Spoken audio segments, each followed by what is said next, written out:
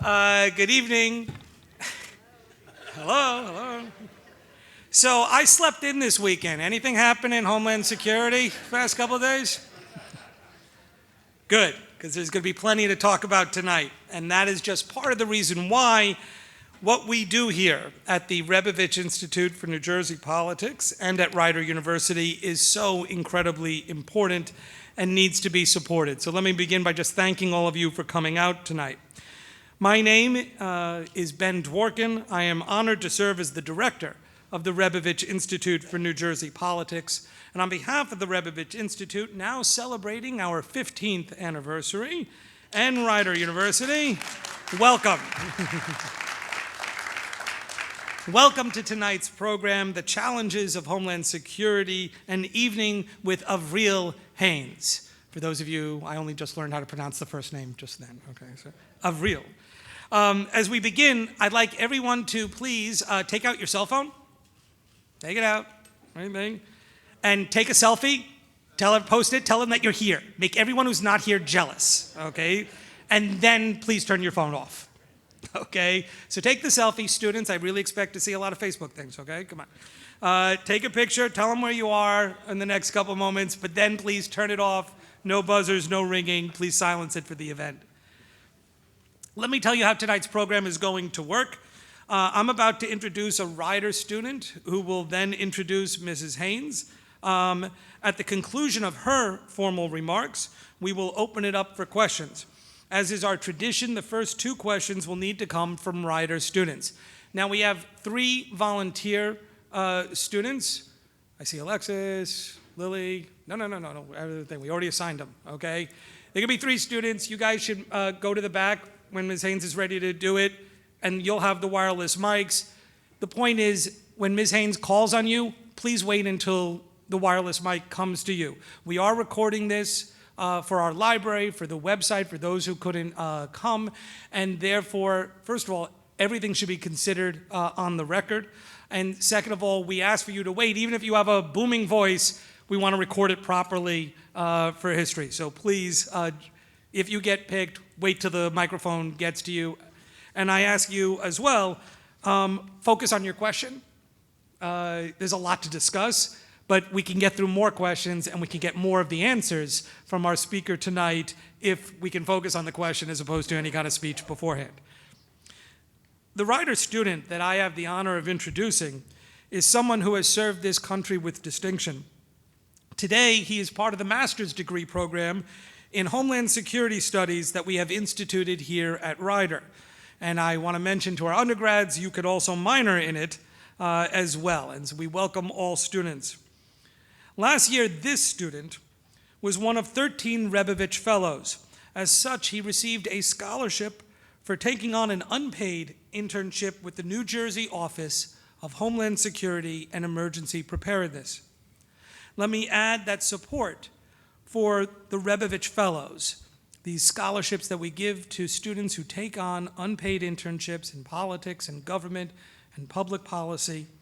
Support for these programs is critically important to what we do and critically important to the future of these students who are trying to build a career in public life.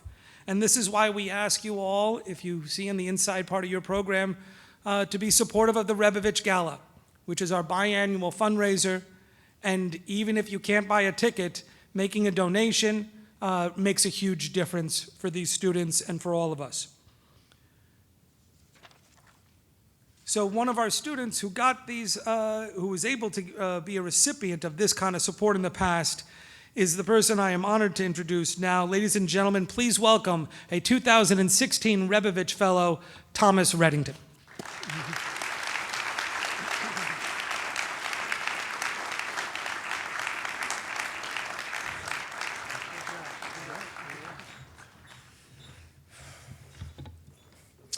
Well, first of all, I'd like to say that it is my humble opinion that the Rebovich Institute is a jewel in the crown of Rider University.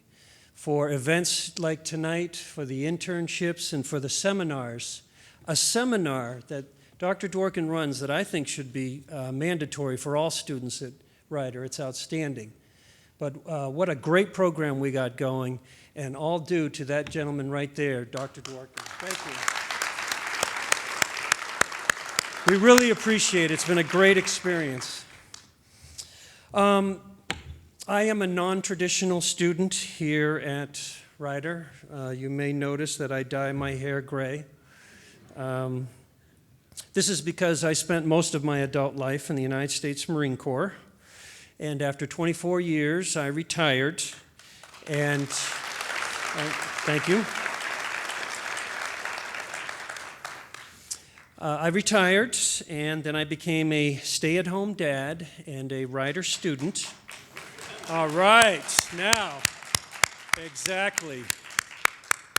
Yeah, that has definitely been the toughest challenge, and we're going to talk afterwards.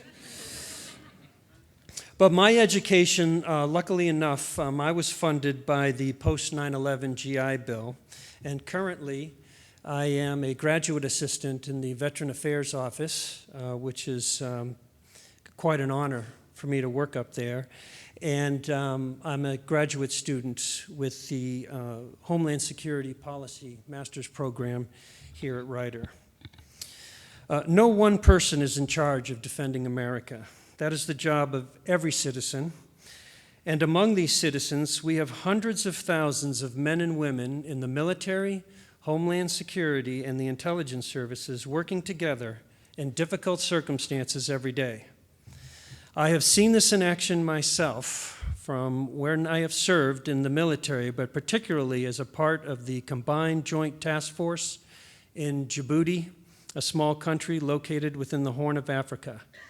This was during a time shortly after 9/11, when Operation Enduring Freedom was first enacted and before Operation Iraqi Freedom began.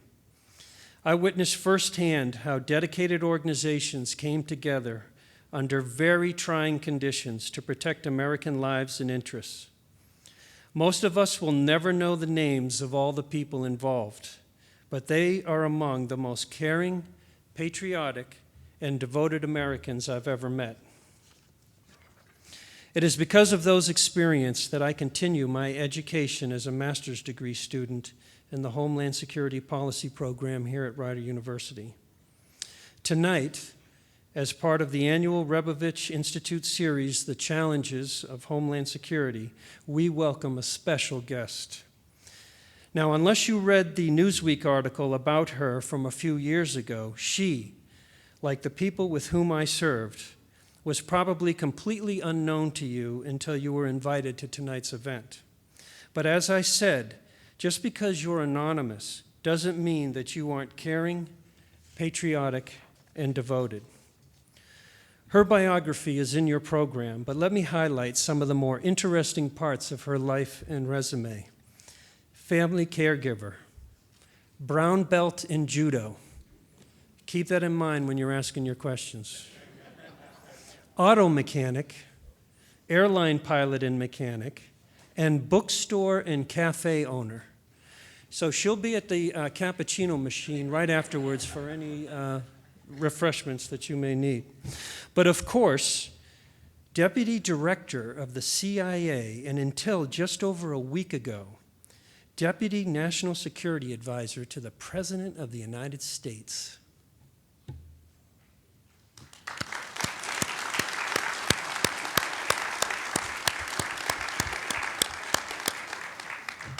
This is a person who not only rose from humble and unfortunate beginnings, but did so on her terms while courageously seeking new challenges to ultimately distinguish herself as an upper echelon professional in the corridors of power in the State Department, the United States Senate, the CIA, and the White House.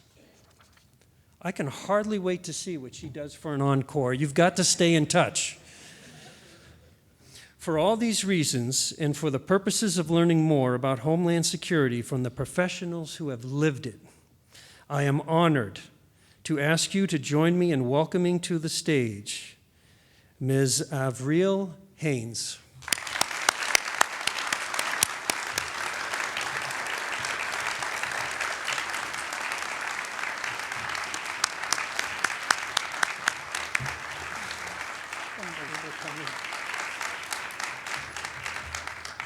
I'm much more impressed by Tom than, frankly, I am. So thank you. And my encore is sleeping, so just to be clear about this. Look, thank you so much for that warm introduction, and thank you, Dr. Dworkin, for inviting me, and for all of you for spending your evening with me. I have to say, I'm actually very excited to be here. My niece, Rachel, who is just among the most remarkable women I know, incredibly generous human being and extraordinarily capable, went to school here and has told me for years about Ryder and works here still, and it has always made me want to see the place. And this is a great opportunity for me now that I'm unemployed. But it's also just nice, frankly, also to hear from many of you, because of what I've heard about Rebovich Institute, it sounds as if, frankly, many of you will be running the world in the next few years. So it'll be nice for me to hear from you and what it is that you're thinking about. So the title of my talk is Challenges in Homeland Security. But what I really want to talk to you about is how Homeland Security is indelibly linked to the international environment that shapes our nation's security. And consequently, if you're interested in gaining a comprehensive understanding of Homeland Security and addressing the threats that the United States faces in a sustainable way, you will need to study foreign policy and how to engage with other countries on these matters. And let me just take the example of counterterrorism, which I know many of you work on. U.S. counterterrorism policy has been a vital part of and was designed to reinforce our broader national security interests. But it doesn't just work in one direction. Our broader foreign policy and national security initiatives also help to achieve our counterterrorism goals. They do so, for example, by addressing the political, the economic, the social conditions that sometimes fuel violent extremism and push certain individuals into the arms of groups like ISIL, or allow for a failed state that can serve as a base for terrorist insurgencies to train, plot, and launch attacks against the United States. And in addressing the homeland threat posed by terrorist groups, we frequently have to counter these groups where their leadership resides in other countries. And the overarching point is that we need to partner with institutions and countries around the world to confront terrorism.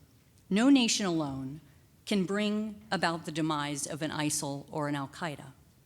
And maybe this seems obvious to many of you, but a survey done by the Pew Research Center recently said that a majority of Americans believe it would be better if the United States just dealt with its own problems and let other countries deal with their own challenges as best they can. Based on my years of working in the national security field for 2 different administrations over the last 15 years, I just don't think that's realistic. And even if it were possible, I'm convinced that disengaging would make us less safe as a country.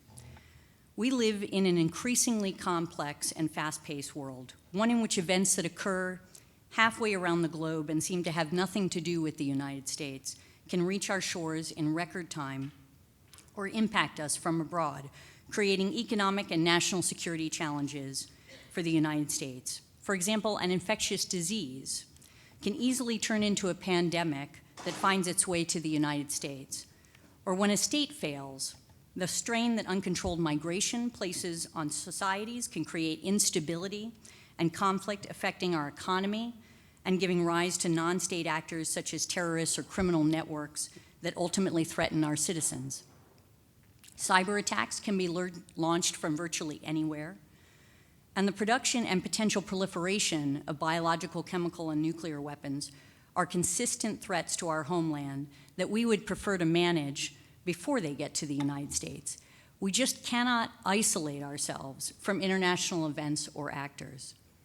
But not only do we need to understand what is happening around the world and to partner with other countries, if we are to have any hope of effectively addressing, detecting, and disrupting threats that emanate from abroad, but we also need to establish long-term partnerships and mechanisms designed to prevent such threats from arising in the first place, whether through deterrence or resilience, and to ensure that other countries can share the burden of addressing such threats. In other words, not only is engagement critical to actually addressing near-term and long-term threats, but it saves us precious resources that might otherwise be spent on addressing issues that other countries can, through smaller multilateral investments, address on their own. So this brings me to my next point. International engagement has to be framed within the context of a broader framework that is consistent with our interests for it to be successful. This is a lesson we learned for coming out of World War II. The greatest generation fought for an international order of laws and institutions that we depend on to protect our freedom and from which we have benefited over the last 70 years in untold ways. Yet we sometimes seem to lose track of this today, or at least fail to understand the importance of doing the hard work to maintain and develop that framework so that it keeps up with today's challenges. When we define our core interests as a nation, administrations have, on a bipartisan basis, typically focused on security, prosperity, and values. And under President Obama's direction, we added a fourth interest to our national security strategy that gets to the framework I'm speaking of. We added a rules-based international order advanced by U.S. leadership that promotes peace, security, and opportunity through stronger cooperation to meet global challenges. An order that is not simply based on military power, but principles and the rule of law. And as I noted, this is not a new concept, but elevating it as a core interest was new. Through a rules-based international order, we are able to promote security, prosperity, and even our values, and without it, we are in danger of not achieving these interests. The United States, as powerful as it is, cannot bear every burden alone, nor should we seek to do so. Establishing multilateral frameworks is how we address challenges and span borders and amplify our ability to prevent and respond to increasingly complex threats that demand coordinated action. A rules-based order promotes prosperity and influences behavior without the need to resort to military force. And a rules-based order has served us well in promoting our values such as equality and human dignity. That's why, as the United States has recognized from our founding to the creation of the post-war international framework to today, fostering rules-based international order is a core national interest. So let me give you a few examples to illustrate what I mean. When Ebola swept through West Africa, our response benefited greatly from the resources of the World Health Organization. When the globe was gripped by a worldwide financial crisis, the World Bank, the IMF, two multilateral institutions allowed us to take measures to respond and mitigate the recession. And when we needed a force to maintain a fragile peace in South Sudan, Haiti, or Kashmir, we turned to the Security Council, an organ of the United Nations, to send in a peacekeeping force. In other words, multilateral frameworks allow us to mobilize collective action to address challenges central to global prosperity and stability, and to protect U.S. interests and personnel in these countries. And agreements between countries are likewise important to our economy. Free trade agreements, bilateral investment treaties, and the WTO contribute to our economic growth by helping American businesses operate in and export their products to foreign markets and protect the intellectual property of American innovators. Bilateral tax treaties make it so that U.S. companies with an overseas presence are not subject to double taxation. Having a strong economy makes America stronger, and the landscape of international law that allows us to conclude such agreements and enforce them without reference to force is part of the international order that we have developed and need to maintain. Another example is the Iran nuclear deal, which demonstrates how a rules-based international order can provide a sufficient leverage to change another country's behavior without resorting to military force. We imposed unprecedented sanctions on Iran through the Security Council in response to its nuclear program, and then led a hard-fought campaign of multilateral diplomacy that achieved the Joint Comprehensive Plan of Action. As a result, Iran has dismantled 2/3 of its installed centrifuges and shipped 98% of their enriched uranium stockpile out of the country, and we capped its nuclear program without firing a shot. Or take the South China Sea. To be sure, we've seen growing tensions between China and Southeast Asian nations over maritime claims. We have an interest in maintaining freedom of navigation through these critical waters and in protecting our allies. But recently we saw the Philippines make a lawful and peaceful effort to resolve their maritime claims with China using the tribunal established under the Law of the Sea Convention. The tribunal's ruling delivered a clear and legally binding decision on maritime claims in the South China Sea as they relate to China and the Philippines, a ruling that the United States and a number of other countries made very clear should be respected, a ruling that serves our interests. And without the Law of the Sea Convention to establish clear rules of the road, a treaty we're not a party to, or the ocean, as the case may be, the risk of a clash between competing claimants could well be higher. I haven't even mentioned U.S. leadership that pulled together the extremely effective counter-ISIL coalition of over 65 countries, or the historic Paris Agreement through which the United States rallied the world against the threat of climate change, as well as the recent amendment to the Montreal Protocol designed to phase down harmful emissions like hydrofluorocarbons, or multilateral mechanisms like the Global Health Security Agenda or the Nuclear Security Summits. These efforts all address national security challenges that quite obviously require collective action and sustained effort. And we would simply be unable to effectively address these threats if we let other countries deal with their problems and kept to ourselves. So through a rules-based order, the U.S. has additionally been able to lead by example and promote U.S. values in instruments such as the Genocide Convention and a series of human rights treaties. And I think this is worth pausing on. Too often I worry that we don't recognize the importance of values, both promoting them and living them, to U.S. national security. I would want to promote and live such values for their own sake, of course. The values embodied in our Constitution and our Bill of Rights are part of what make me proud to be an American and what has made the United States a thought leader around the world.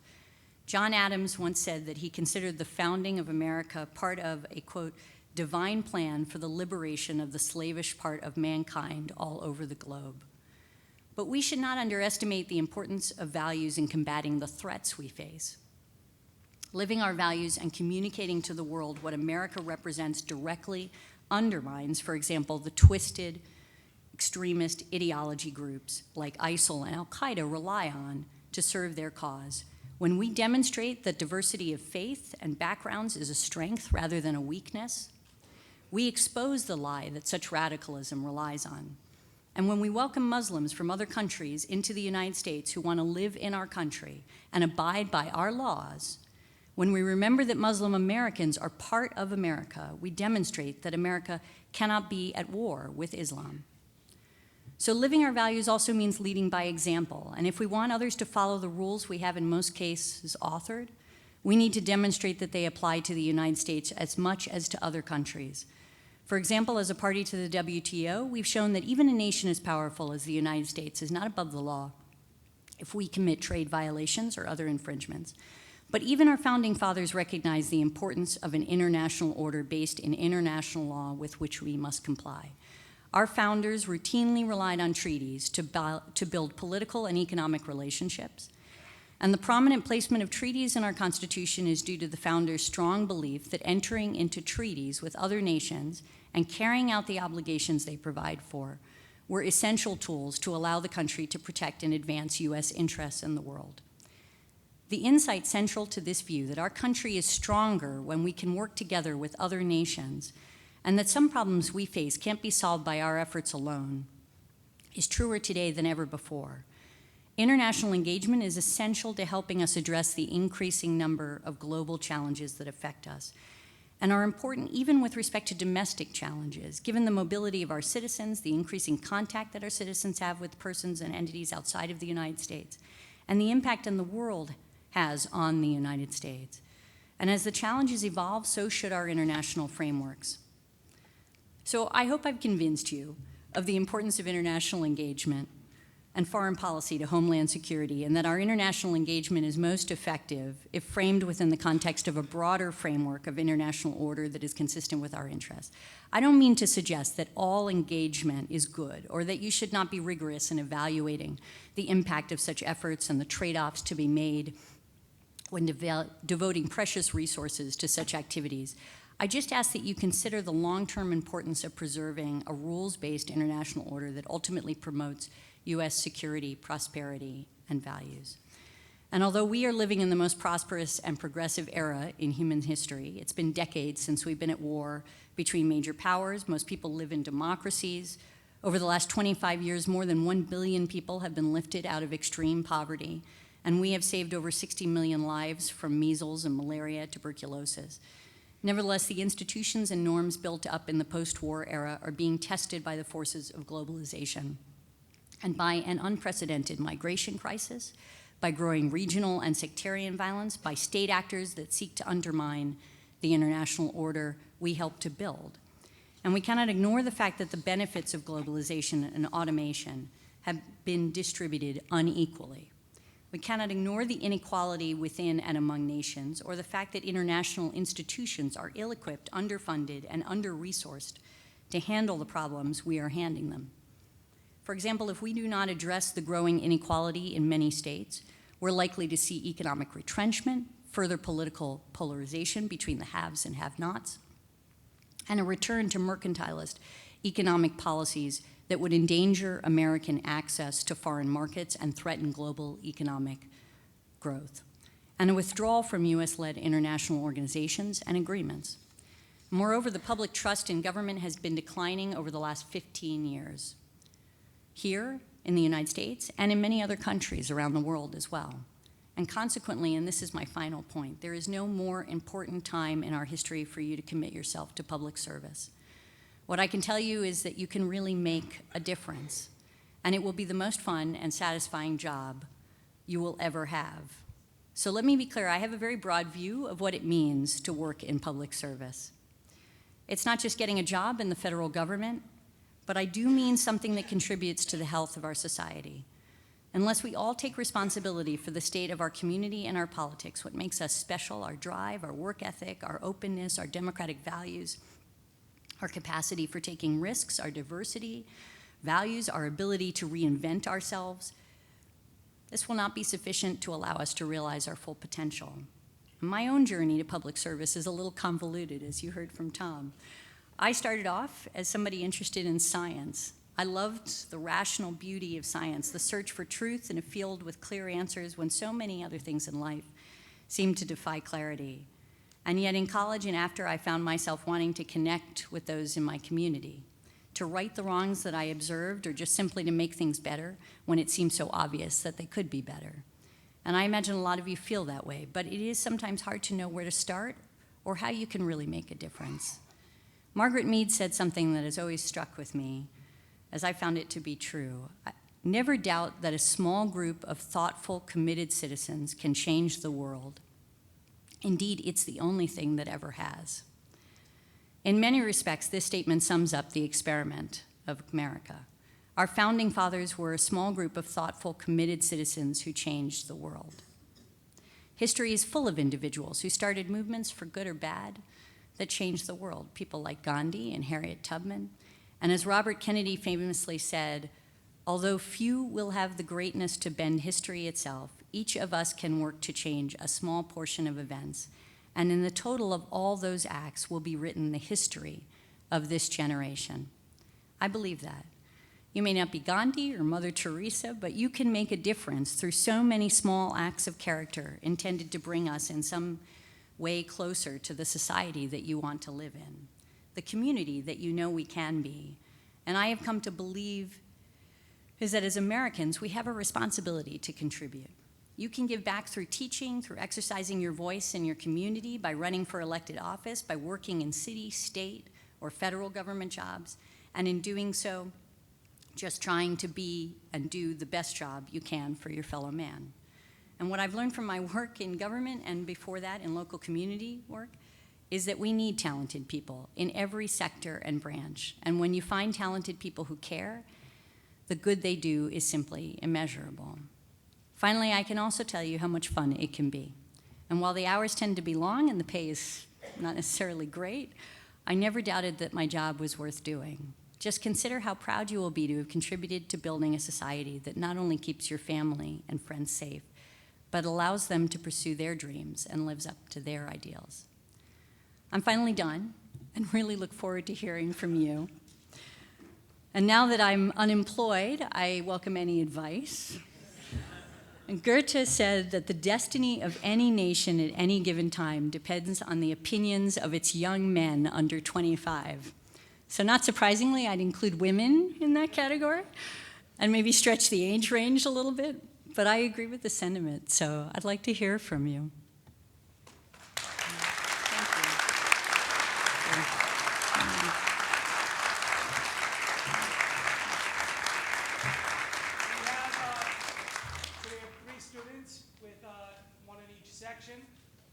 Raise your hand. Ms. Haines, simply point. Wait for the microphone to come to you. You can stand up and we'll go from there. Okay, sounds like a plan. Two questions from Ryder. First two questions from Ryder students. You know who you are. Hands up. Okay, there's one over here. Or is that? And then one over there. Okay. Sorry. What do you think one of the biggest threats to America's humanitarian efforts abroad is? I mean, one of the greatest threats to humanitarian efforts abroad altogether is that we have an enormous shortfall in the amount of funding that the UN has indicated is necessary for humanitarian relief around the world. So they do an enormous amount of work to say, here are the needs that we see around the world for food assistance, all kinds of, medical, et cetera. And then they tell you how much they're going to need in order to try to fulfill that. And the shortfall is, I think it's over 80%, essentially, is not funded. And part of what we do, or what I did do in the government and what the president tried to do and presidents before him, what America has historically done is we try to provide assistance and push others to provide assistance, to pony up as well, and to demonstrate that that there's value in that around the world. Beyond that, there's so many other issues that we're fighting. I think the migrant crisis is an enormous issue from a humanitarian perspective. There's, I think the latest figures are over 65 million displaced persons around the world. That's the highest it's been since the end of World War II. And you see this as a number that, by all accounts will continue to grow, and that puts enormous strain on societies. And I think it's expected to be, it's over 20 million of that are refugees, so those are fleeing from persecution, from a variety of other things. But a lot of it is environmental factors, economic factors, other things that are contributing to that, and with that comes strains to society. But thank you. Thank you, Ms. Haines, for coming to Ryder. My question is about something more recent that happened over the weekend. With the elevation of Steve Bannon to the National Security Council and the sidelining of the chairman of the Joint Chiefs, do you think the elevation of Steve Bannon would have an impact in how the president would handle national security emergencies? I don't know that I can really answer that question.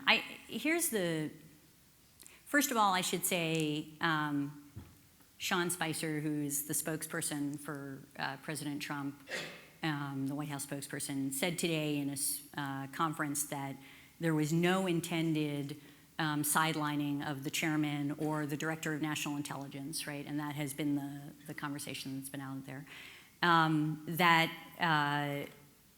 They remain standing members of the National Security Council, and they are invited to every Principals Committee meeting. That the language that was included in the memorandum that you're referring to simply indicates, that they may not want to attend every meeting. So I think we have to watch and see how it is that the government operates, and as to whether or not there's any kind of actual sidelining of the chairman or the director of national intelligence. I know in my own experience, they have contributed enormously in the context of interagency discussions and decision-making, and I would expect that to continue, and I hope that any president would rely on them in that circumstance. With respect to Mr. Bannon, I just don't know. It's, the fact that he is invited to, and a named member, essentially, of principals meetings and NSC meetings, as I understand it, I think is, it's different, but it depends on whether or not people listen to him and what role he's playing in that circumstance. And I think it's just difficult for me to prejudge that. I saw, there's somebody, and I think I also saw a hand over there. Good deal, okay. I'm coming to you next. Thank you very much. Please. My question is about the ban, the temporary ban from the 7 countries of people coming in as immigrants and refugees. And of the 7 countries that have been listed, we have not had any terrorists that I'm aware of. At least I don't know if we've had terrorist activities that have been foiled from people from those countries. So my question is, the vetting process that is already in place, is this an indication that it already is very effective, or have we just been very lucky? And then to follow that is, how on earth are we going to evaluate, seeing as there have been no active terrorist activity from those countries, how are we going to evaluate a change in the vetting process? And I know you're not part of this, but if you just would like to comment. Sure. So I've been trying to catch up on the news during this week a little bit. And I don't know that I understand everything that's going on, but a few maybe reactions. So my understanding is that the executive order that you're referring to, that it bans aliens, our term for foreigners essentially, from 7 countries from coming in, and as you say, on an immigrant or non-immigrant visa, essentially, coming into the country for a period of time while they do some sort of evaluation.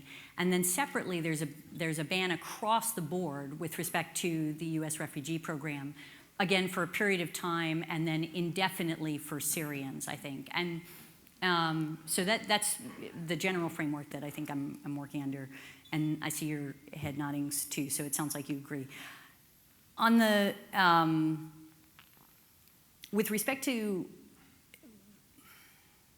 the U.S. refugee program, for which I've spent a lot of time on, I can tell you that it is really the most extensive vetting process that we have for any traveler, bar none, coming into the United States. It typically takes, we've talked about 18 to 24 months for somebody to be properly vetted for the refugee program. We've tried to get that number down, frankly, just through streamlining, not by actually cutting any corners in terms of the vetting process. And it involves a slew of national security agencies that go through a process whereby they look at information, everybody gets interviewed, there's a whole set of things that occur as a consequence. And over the years that it's been in place, I think it's over 30 years, it is a program that has an extraordinary track record. It's less than a fraction of a percent. In fact, it's a really minor fraction of a percent over the entire time it's been in existence, for which we've had anybody who has been arrested for anything even related to a terrorism charge. And I, off the top of my head, I can't even think of one that related to an ongoing action in the United States. I think it is extraordinary from that perspective. I think what the flip side of it, from my perspective, is that it has a lot of benefit from both a national security standpoint as well as other pieces of our society from my perspective. So, I think refugees have enriched this country historically in so many different ways. There's so many remarkable people, frankly, that, Secretary Albright or, Samantha Power, who's in our administration, you think of Steve Jobs, for Apple, son of an immigrant, or, so many different people, and we are a country of immigrants in many respects, and it's a part of who we are. And so I see the value of it from that perspective, but I also see a national security value, and I think that doesn't often get discussed. A national security value from the perspective that, given what I said earlier, the record number of migrants, the record number of refugees that exist around the world. We are clearly not going to be taking in 20 million refugees. In fact, at the height of our program, the numbers that the president set us to, 85,000 for this last year, the next fiscal year that he had set us up for was 110,000. So an extraordinarily small fraction of the refugees that are out there around the world. And part of what he was doing in doing that was basically pushing other countries to also accept refugees so that we can actually see a variety of countries, kind of to what I was discussing earlier, share the burden of the instability that has been created as a consequence of conflicts or other reasons for which these people are fleeing from their homes. And that's critical to us from a national security standpoint, because the more unstable the rest of the world is, the harder it is for us to manage what we're doing here in the United States. The more you have markets being disrupted, the more you have violence coming over, the harder it is to be resilient with respect to pandemics. The consequences continue to sort of have this domino effect throughout all of our issues that we look at on a regular basis. So I see that. I also see it as a way to say, again, to the world, that we continue to be open and that we continue to be diverse and we continue to fight the memes that are out there about what the United States stand for and what the West stands for. So all of these things, to my mind, are a part of why it is that we have a refugee program. I have found the vetting to be extraordinarily effective and rigorous, and I think something that you can rely on. I'm not aware of anything that puts that into doubt. I understand that there's been talk about extreme vetting. I really don't know what that means, frankly. But that's something, I'm not aware of why they would have to do that, and I see a big downside to blocking refugees coming into the country. On the issue of the Syrian refugees, I think also, again, that's an area where I think we need to do everything that we can to try to help in a variety of ways. And again, the numbers that we aimed for, 10,000 was where we were looking to aim for in this last fiscal year, was, less than half of what Canada did, what a variety of other countries around the world were trying to do in order to try to manage that situation. And that situation in particular should worry us because, frankly, what's happening in Syria, besides it being an enormous tragedy, is also having an enormous impact on Europe. Europe has an enormous impact on us, and we need to think about how it is that we address these situations together that ultimately come to roost on, our watch and in our national security. So that's that piece of it. The 7 countries were selected, as I understand it. There's a reference in the executive order, and I confess I only skimmed it, so since it's not my job anymore, I'm trying to get some sleep and spend some time with my family. But it referred to the INA, which was amended in 2015 with a kind of a visa waiver program legislation. And it refers to a provision that was incorporated into the law in 2015. That provision relates to the visa waiver program. The visa waiver program is a program by which we say, if you're coming from X country into the United States, because we have sufficient information, we know their security protocols are at a certain level, we have a certain, confidence essentially in that process, we can waive the visa requirement that we might normally have, right? And what this provision did is it said we're actually accepting from the visa waiver program certain countries. It named Iraq and Syria, and then it also had designated countries that had to relate to certain criteria, one of which was a State Department designation, another one was a DHS designation. And ultimately, it came up with 7 countries. And the exception to the visa waiver program was about people traveling through those countries coming to the United States. So it was intended to deal with foreign fighters, right? So in other words, you may have gone to Syria, trained, done something, been of concern, and then passed through countries coming into the United States.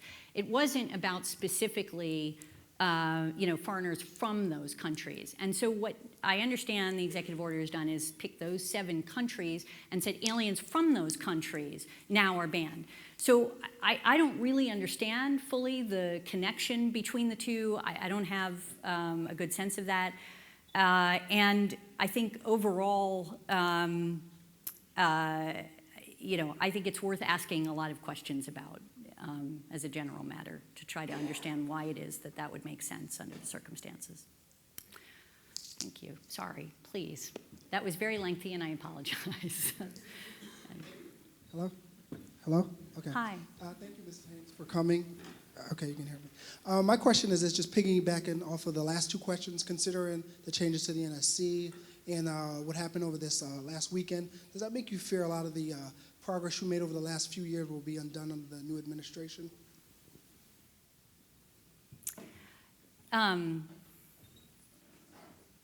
It's hard. Look, I'm somebody, I've worked for different administrations. I happen to love working for President Obama. And in the National Security Council in particular, we try to leave politics to the side. It's our approach, it's written into our regulations, it's something that we feel pretty strongly about in trying to manage things. And so I tend not to be somebody who talks a lot about politics publicly and sort of pits myself. And moreover,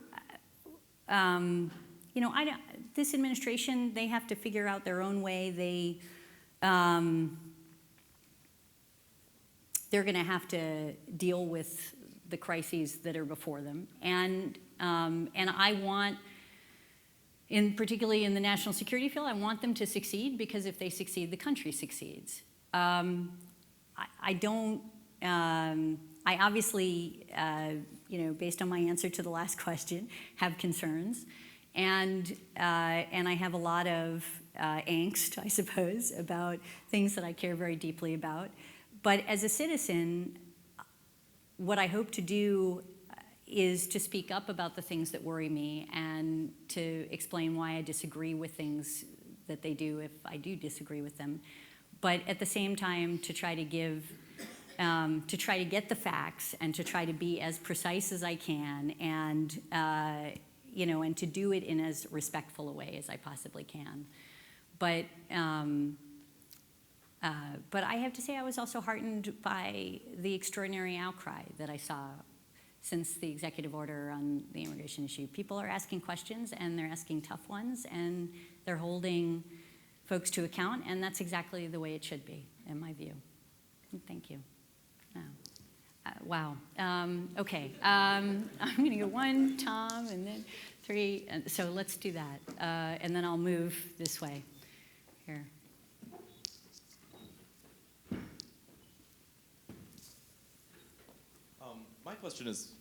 My question is more about relations with Russia. One of the interesting things that we've seen happening recently is the rise of far-right parties in Europe. For example, in France, the Front National. In Germany, I know they have far-right parties. And the rise of Euroscepticism. How does this affect relations between the United States and Russia? It's a really interesting question. I don't know, that I could give you a direct correlation between the rise of those parties and Euroscepticism and our relationship with Russia. But I do think trying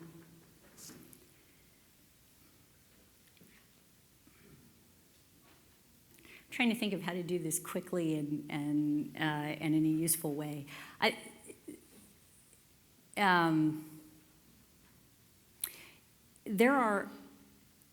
You've seen, Germany is maybe the best example of a way to think about this. I think Chancellor Merkel has shown, when she came into office, I think she was among the leaders in Europe that Putin felt he could talk to. And they had a very interesting relationship in the early years, I'd say. And I think part of that was the fact that Germany, Russia recognized Germany's place in Europe and the degree to which they are a powerhouse within the EU. And over time, with Ukraine, the events in Ukraine and how Russia dealt with Ukraine, you saw those that, like Germany, who were willing to give Russia, I think, more space and time and consideration, starting to back off. Now, there are a lot of economic and energy interests that Europe has that still are quite relevant to Russia and for which Russia can exert a fair amount of leverage. But I actually think that leaders like Merkel have stood up to Putin and have pushed back on some of the aggressive behavior that Russia has engaged in, and that's had an impact. As we see some parties rise, and many of the sort of Eurosceptic parties are ones that are more aligned with Russia's interests, I think the question is, how much of a shift will you see in the way in which populations treat Russia, and therefore the way their governments treat Russia, and whether or not they continue to hold them to account for aggressive behavior. And I think, in the same way that we see a number of Americans pulling back and retreating into, the United States and saying the world is a messy place and we really don't want to spend our time and resources on it, and we'd rather focus in on the problems that we have here. And I understand that intellectually why it is that you would, come to that conclusion in some respects. You also see a lot of people in Europe doing the same thing and saying, hey, we've got a lot of business interests, energy interests, and so on with Russia. Why should we pick that battle? Why should we care about what they're doing in Ukraine? Why does it matter? And I think that allows, in many respects, aggressive Russian policies to go, and to basically for them to act with impunity. And I think that ultimately has an impact on our ability to push back on that kind of aggression. And so the question is whether or not the parties that you're describing, are aligned with what I'm suggesting, and if so, how that might, over long term, have an impact on our ability to push back on Russia and then possibly our relationship with Russia. I don't know if I did a decent job of that. Tom, you're next.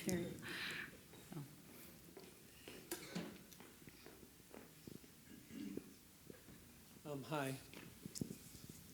Hi. My name's Thomas Reddington, and I'm a student here at Rider. My question is, it's my understanding that there is, I guess I'll say, like a tug of war for the direction or perhaps the soul of the CIA, between it going more toward as being a paramilitary organization or getting back to its roots as an intelligence gathering organization. And I'm just wondering if you can tell us everything you know about that. She's a civilian Absolutely. now. I know. I hope the law enforcement officers are outside. That's right.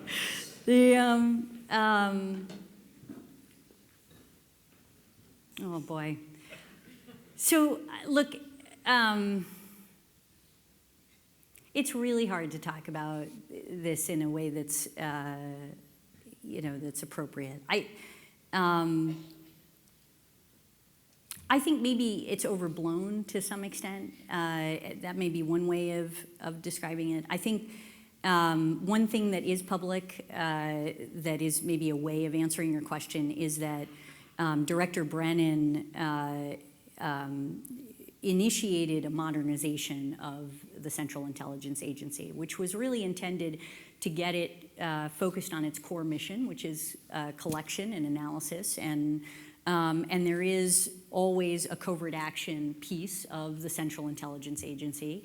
And in that context, I think, I worked for Director Brennan, so this is not surprising to you, I'm sure, but I thought he did the right thing in trying to modernize the agency. And part of what he was really trying to do was make it into an intelligence agency that was essentially more integrated with its agency partners. So, in other words, the way that it had been structured previously was a directorate of operations, a directorate of analysis, a directorate of support, and a directorate of science and technology, sort of 4 cubes, in a sense, as a way of organizing it. And what John did was he basically tried to integrate it insofar as he developed more centers, which had been done a little bit previous to this, but actually made this sort of the modus operandi. And the centers were intended to really have people from all of these different parts of the agency in one place.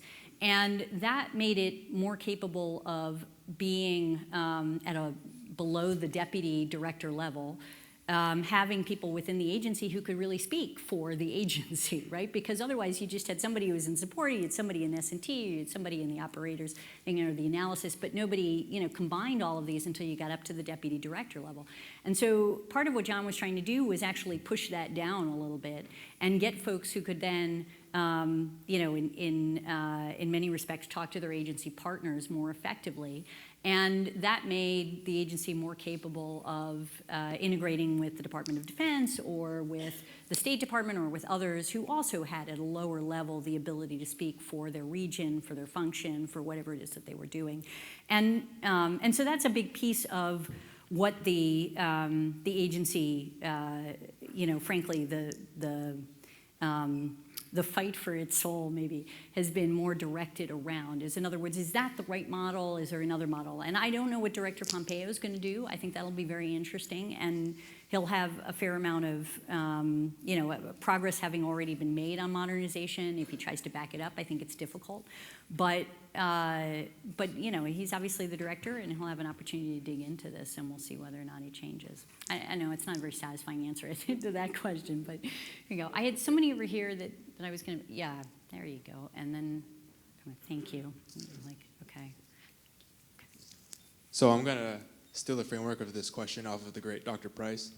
But what is something that keeps you up at night? What is something that you wish that got done, or something that was resolved that you're hoping that the future members of the public will resolve for you? And then to piggyback off that as a graduate student, what's a good way for graduates or future graduates to get into the intelligence community or federal law enforcement? Okay, good question. So on the first one, what keeps me up at night? I hate this question because there's so many things that keep you up at night. It's like, and I'm not really sure it's the right things, and a lot of angst. But one thing I would say, North Korea. That is something we did not crack, and it continues to be a problem. And I think it's a national security problem that does not get nearly enough airtime in some respects.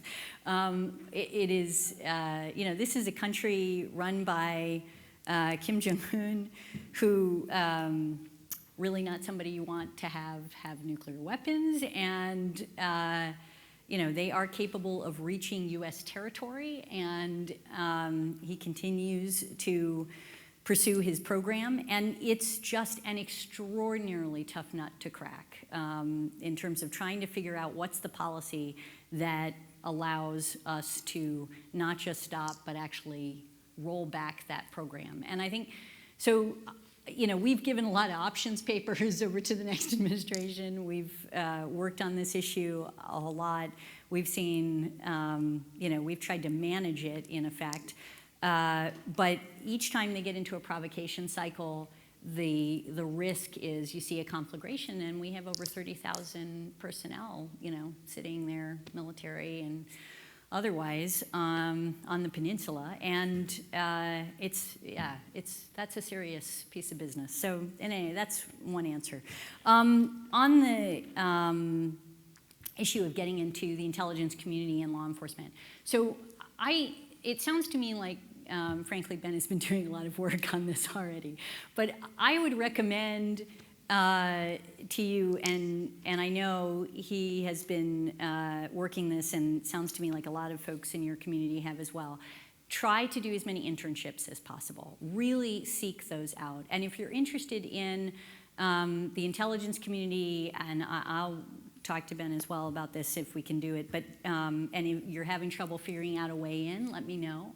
It's not an easy place sometimes to crack, open the door for and to get in, but internships are among the most useful ways to really, both to get a feel for what the institution is like and whether or not you really want to spend time there, And then also for them to get to know you. And when people get to know you, that's when they see you for who you are and what you can do. And it speaks so much more than just your grades and, you know, the kind of what's on paper sort of thing. So that would be my biggest recommendation. And, you know, and don't accept no for an answer when you're going through these things. It's really crappy. All of us have burned out. All of us have, you know, had terrible interviews and crappy situations. But there are some really wonderful people that work in government, and it's worth pushing on. So yeah, we need you. But okay, all right, over here, and then when I've got okay. So actually, I think I had you first. So let me go to that person there first. Sorry, and then to you, and then you. Thank you. My name is George, and I want to continue on Russia. In Ukraine, we had a situation, right, where a part of our territory was invaded and annexed. And I think a question would be, do you think with this international order today, it's possible for actors like Russia to take this kind of action and not be punished for it in a way? And if it's not for all actors and just for Russia, why do you think didn't it get a proper response from US in 2014? Thank you. Yeah, so you will have heard a line in my speech, or maybe, I don't know if you did or not, but it's, but that one of the things we're fighting is state actors who try to undermine the international order, and Russia is at the top of that list. And Samantha are you know, up until January 20th, and I think Ambassador Haley has just been confirmed, but Ambassador Power gave a speech on this, actually, just recently that you might be interested in at the Atlantic Council that really talks about this issue and highlights that, you know, Russia is effectively a threat to the international order and a threat to us in a variety of different ways, and one that we need to be open-eyed about. I guess I'd only take issue with the fact that they didn't get punished at all. I think there are many people who would agree probably that they didn't get punished enough. We, you know, enacted sanctions, and we did this with Europe, and this was part of pushing back. And one of the dynamics that we experienced in that process, and one of the things that I think has been, was a learning experience for me, and something that I think you'll see in other places, is that we were consistently thinking through how can we push back against this aggressive action in an effective way. If we do things unilaterally, right, it actually contributes to the narrative that Russia puts out about what the United States is doing, right? And because, in other words, they have a similar narrative with us, which is to say that we're undermining the international order, that it's all about us, that it's about our obsession with them, it's, you know, this kind of thing. And so what we thought initially, and I think this still remains true, we are much more effective if we're doing it with other countries, right? So that it's not just the United States, but it's a coalition of states that are pushing back. And so it took us a very long time to put together the landscape and to get all of the European countries together to do sanctions. And they didn't do as many sanctions as we wanted them to do. But they also pushed us back from doing certain sanctions because they thought if we did things that were too aggressive, from their perspective, it would hurt them. And they wouldn't go as far as they did. So we were in this constant policy balancing act that we engage in. And what was interesting was in the beginning, I think people thought this is just symbolic. It's not going to have an impact. There's going to be no real, you know, sort of piece to this. And in reality, what we saw, at least from the intelligence and otherwise, was that it did have an impact, that they do care about the sanctions, and they have been consistently trying to get us to pull back on the sanctions. Whether or not the sanctions remain is a question, and whether or not that actually ultimately pushes them back from, you know, their invasion of Ukraine is a whole other issue. And I think what they found is that it is much more expensive than they thought it would be, and much more difficult than they thought it would be. But at the bottom, you know, at the end of the day, I think there's no question they are occupying Crimea, right? This is not their sovereign territory. We see that as a violation of international law, and there are not enough people screaming about it. And I think that's a very fair point, and I think that is one of the issues that we're facing that do, you know, in fact, it does undermine the international order. It undermines our ability to maintain an international order that we authored, that we think is the right international order. And every time they violate it and they go and they continue to act with impunity, it hurts our ability to manage that going forward. So I think we didn't do a perfect job, but I think we did certain things, and that was the intent behind it. Okay. Thank you. Thanks for putting up with this. My name is Daniel, and I'm a writer's student here. I was just wondering, what was the greatest life lesson you took away from working inside the White House? This is completely non-political. I mean, you worked with the likes of the president, Dennis McDonough, Jen Sakai, all these wonderful people. How was that for you, and what was the greatest life lesson you took away from that now that you're here? Oh, wow. A lot of great life lessons. I'll tell you one of them. One of the most remarkable things for me to see and learn was the degree to which the president could change the public conversation.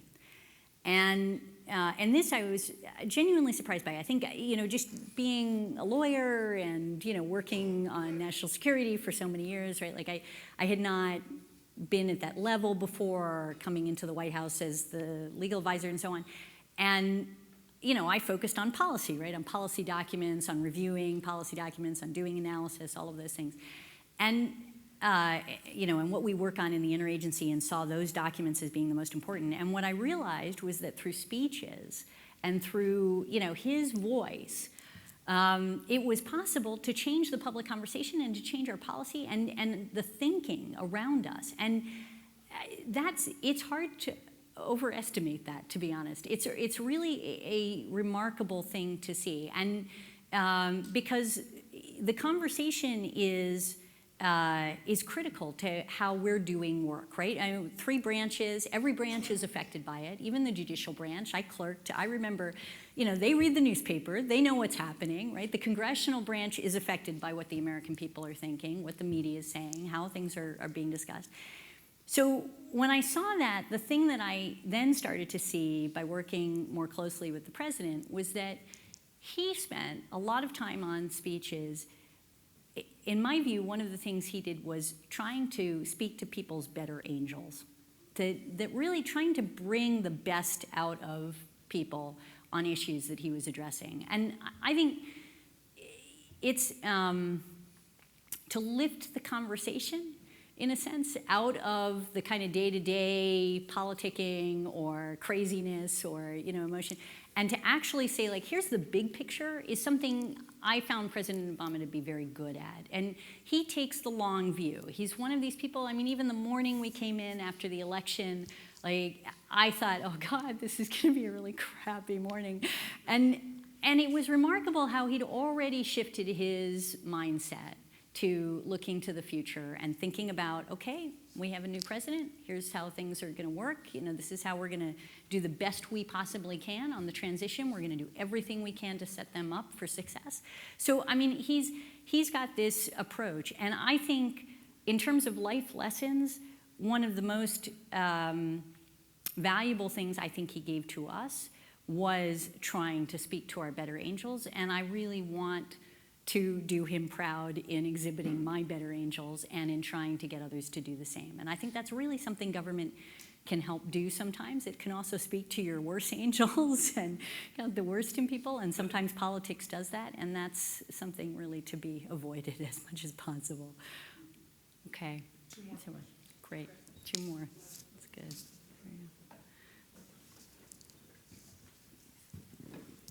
Hi, my name is Suraj Anandalwar, and I'm a visiting student over here at Rider University, and really excited to take part in the Rebovich Institute of New Jersey Politics and take classes here. But anyway, my question is, do you think that the rise of, in the US, of a so-called nationalist president with relatively isolationist policies, do you think the rise of Trump might be a catalyst for greater European integration, especially maybe the creation of an EU army in order to maybe leverage that against greater Russian influence? Yeah, that's my question. I don't know.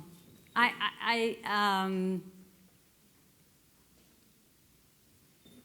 don't know. I'd have to give some thought to that. I think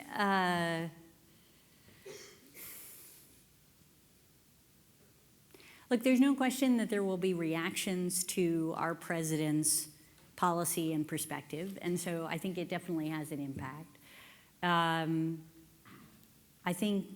I hope that the EU manages to survive in the next few decades and to live out the promise of what I think it can be. And part of my hope is based on the fact that I see tremendous downside from a US perspective to the EU breaking apart. And we spend a fair amount of time trying to analyze what the impact is and would be of the EU doing that. And I think some of the things that, many of you will be familiar with the general points, political and so on. But I think among the things that I point out that may not be so obvious are things like the fact that you have one system for the economic system, for banking regulations, for standards that are applied across the EU, things like that, actually has an impact on the United States and our ability to interact in the economy. It makes it much easier for us. It lowers the transaction cost for us to do things. There's just a lot of things that you don't think about that we lose in the context of an EU that starts to break apart. And in addition, you lose the political voices that speaks as one, the power of the EU coming to the table in a variety of ways. But there are a lot of implications, and I don't have a good answer for you on that. I'm sorry. Okay, for people that have raised their hands and just have been raising their hands for a while and I just haven't seen them, please lift it up and I'll get the last two. Okay, those two, since I've looked. Sorry, love. Okay. Two. Got it. Thank you very much for coming to Rider tonight. I hope you don't mind that I'm live tweeting this Q&A right here. Oh, God. So there are many challenges. You don't know how hard I've tried to stay under the radar for the let's not screw it up. I apologize tonight. That's done. No, I'm sorry.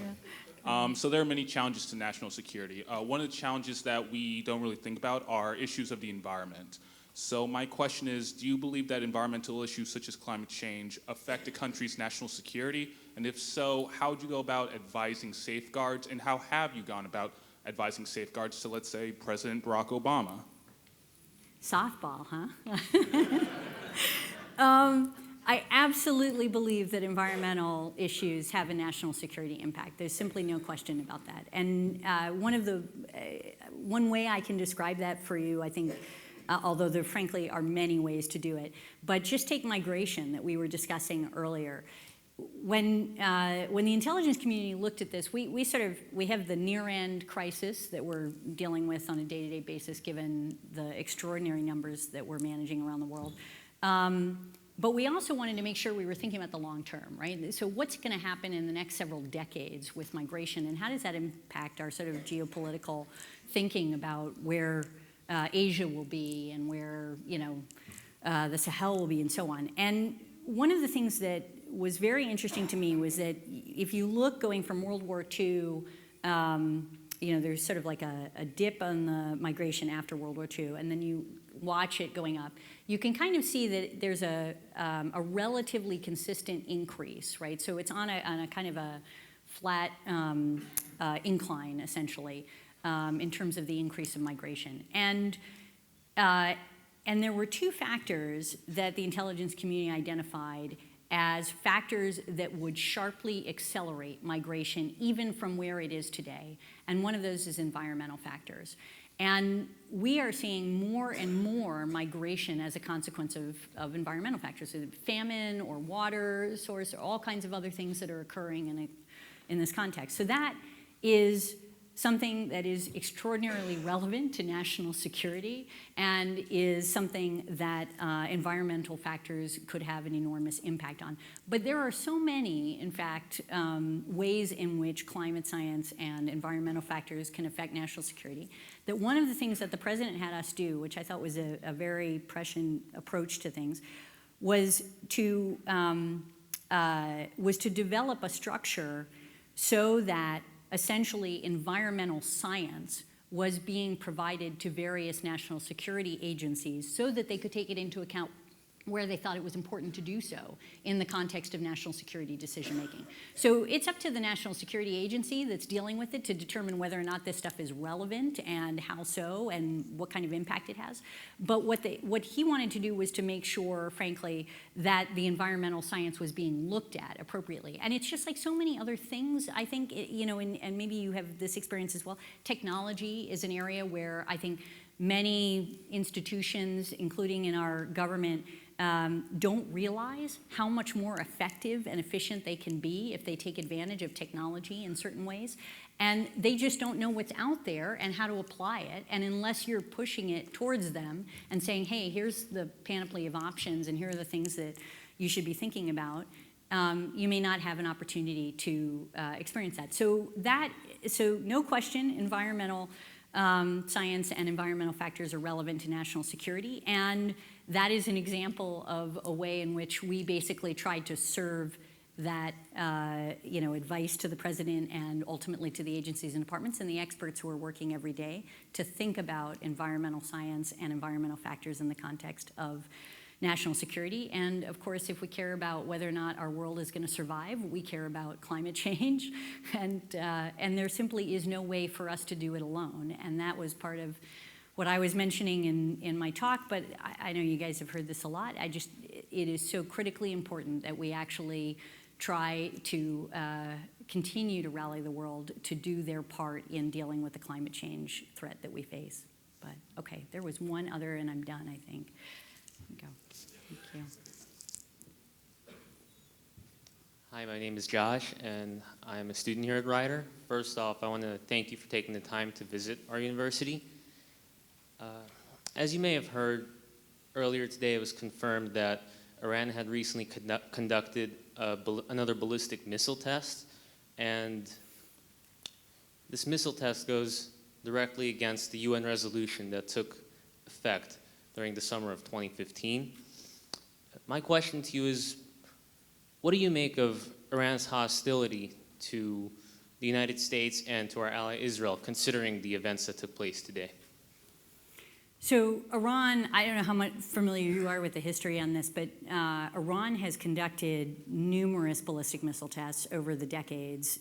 This has been something that we pushed back on. We, of course, led the resolution that originally 1929 and then 2259, I think it is, in any event, that basically said this was unacceptable behavior and that they should not be testing ballistic missiles. And they have consistently disregarded it and conducted missiles. And what we do in response is essentially we have designated, and we did over and over again during the Obama administration, but even during the Bush administration, we did similar things, which is essentially sanction those actors that are involved in the ballistic missile industry. Some of them are, people who manufacture parts and things like that that contribute to it. And we continue to have an embargo with respect to Iran, and we continue to, do a variety of things to try to isolate them and to try to push back against proliferation of their weaponry. I mean, the fact that we engaged in the negotiation that we did to try to cap their nuclear program and to basically pull them away from having the ability to pull together a nuclear weapon is because we don't trust Iran, and we see it as an aggressive and a destabilizing force in the region. And, and we have a problem with the way in which they've conducted themselves from a human rights, from a ballistic missile perspective, from a terrorism perspective. They support the Houthis in Yemen. We support Hadi, the legitimate government, and have done so in a variety of ways. So that's, I think, been a long-standing issue. It's not really a surprise, as unfortunate as it is. They've just consistently said that they have the right to conduct ballistic missile development in Iran. Anyway, thank you. Okay, thank you so much, you guys. I really appreciate it. I thank you for your time. Well, I just want to thank you again to Avril Haines. It's been a solid hour, a little over an hour of her talking about all of these issues. Thank you all for coming out tonight. Please look to your program. We have Newt Gingrich coming. We've got comedy stuff coming. We've got the gala. We look forward to seeing you at future events. Everyone have a safe trip home. Thank you so much.